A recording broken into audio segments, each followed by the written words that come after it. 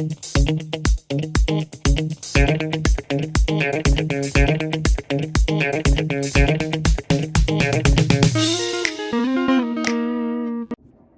there, it's me again.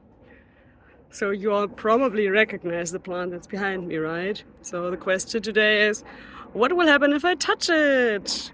Although that one is too easy, right? So let's look at another question that might be a little bit more interesting.